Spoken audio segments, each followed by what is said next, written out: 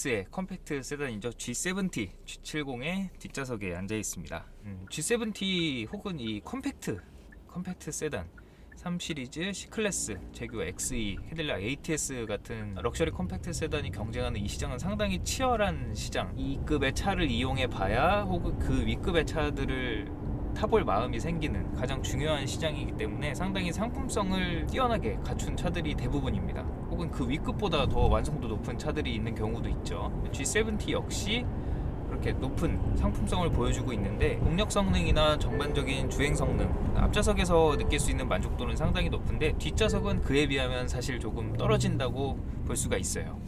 체급으로 치면은 사실 준준형급과 비슷한 체급의 차종이죠. 휠 베이스가 2835mm에 달하는데 이거는 사실 소나타보다 긴 수치죠. 근데 후륜구동 차량이어서 그런지 확실히 뒷좌석 공간이 많이 좁은 모습을 볼 수가 있어요. 이 레그룸도 그다지 충분하다는 느낌이 들지 않고, 이 헤드룸도 이 쿠페 스타일로 떨어지는 루프 디자인 덕분인지 헤드룸도 그다지 충분하지 않은 모습을 볼 수가 있습니다. 같이 나온 기아의 형제차인 스팅어와 비교하면 훨씬 G70의 뒷좌석이 너무 좁다는 그런 논란이 한참 많았는데, 그 중에서도 가장 논란이 됐던 거는 앞좌석 밑으로 발 넣을 수 있는 그 여유 공간이 부족하다고 지적이 많이 됐는데, 이 차량은 2019년형 차량임에도 불구하고 그 부분이 개선이 되지 않았습니다. 네, 역시나 발 넣는 공간이 부족해서 장거리를 주행할 때는 뒷좌석 승객도 웬만하면 신발을 벗으시는 편이 나은 그런 모습을 보여주고 있어요. 이 부분은 확실히 단점이라고 볼 수가 있겠네요. 따라서 어린 자녀나 아니면 체구가 작은 여성분들이 이용하시기에 좋은 뒷좌석인 것 같습니다. 신장이 180cm 이르는 성인이 앉기에는 다소 부족한 공간이라고 볼 수가 있겠네요. 시트는 시트 쿠션이 부드러운 편에 속하는 차종입니다. 푹신하고 편한 그런 시트를 탑재를 하고 있어서 공간 면에서는 확실히 부족하지만 이 시트 자체의 편안함은 월등히 높아서 장거리 주행 시에는 확실히 피로감이 덜한 그런 모습을 볼 수가 있습니다.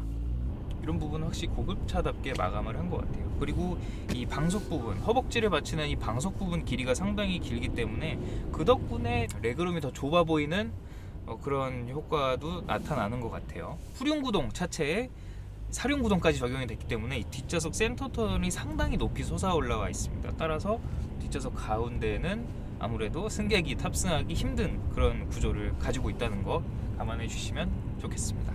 화사한 크림 베이지 색상이었으면 좋았을 것 같은데 블랙 내장을 선택하시는 분들이 훨씬 많겠죠. 이 곳곳에 들어간 붉은색 스티치가 상당히 스포티한 느낌을 잘 살려주고, 도어 트림과 그리고 시트에 적용된 이 퀼팅 무늬도 고급스러운 느낌을 많이 전해주는 것 같습니다. 특히 이 천장 넓은 부분에 걸쳐서 적용된 스웨이드 블랙 헤드라이닝이 상당히 부드러운 느낌을 주기 때문에 고급차를 탔다 이런 느낌은 확실히 주는 것 같습니다.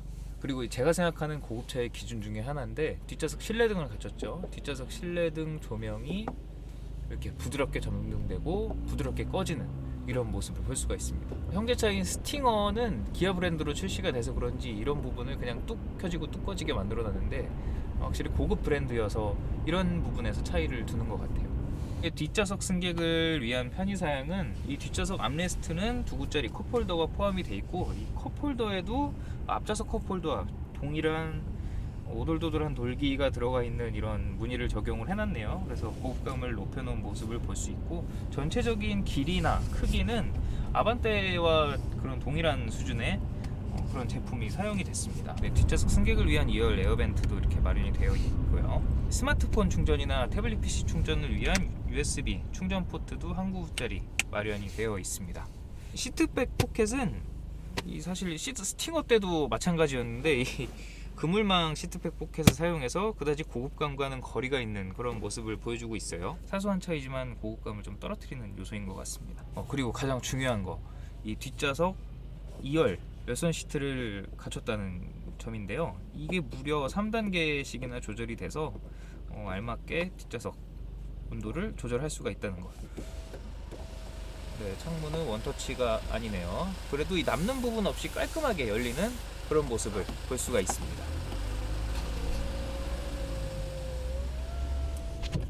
G80과 이 G90, G90에도 있는 이 B필러의 옷걸이도 컴팩트카지만 이렇게 마련을 해놓은 점이 좀 특이하네요. G70의 뒷좌석 승차감은 이 차량이 19인치라는 거대한 휠이 탑재가 됐는데도 불구하고 상당히 통통 튄다 이런 느낌이 그다지 들지 않고 일상적인 주행 환경에서 되게 부드러운 그런 모습을 보여주고 있어요.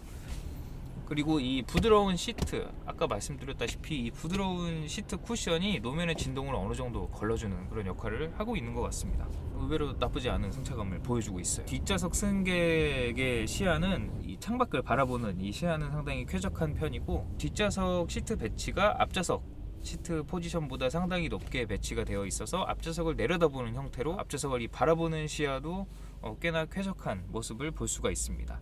제가 중요하게 보는 부분인데, 헤드레스트의 면적이 얇아서 답답하다는 느낌이 많이 들지 않는 그런 모습을 볼 수가 있어요. G70의 뒷좌석은 공간 면에서만큼은 차급에 걸맞게 부족한 모습을 보여주고 있지만 승차감 부분에서는 의외로 만족스러운 수준이어서 자녀가 없거나 혹은 자녀가 어린 가정이라면 충분히 패밀리카로, 뒷좌석, 특히 뒷좌석에 승객을 태울 일이 많이 적으시다면 패밀리카로 활용하기에도 충분한 모습을 보여주고 있습니다. 자녀가 어린 경우에는 이제 카시트를 안 치면 이 앞좌석 시트에 발이 들어가건 말건 그 부분은 상관이 없죠. 다만 자녀가 크거나 뒷좌석에 성인이 타는 경우가 많을 경우에는 G70보다는 기아의 스팅어나 혹은 다른 뒷좌석이 더 넓은 경쟁차 혹은 전륜구동 차량을 이용하시는 게 아무래도 낫겠죠.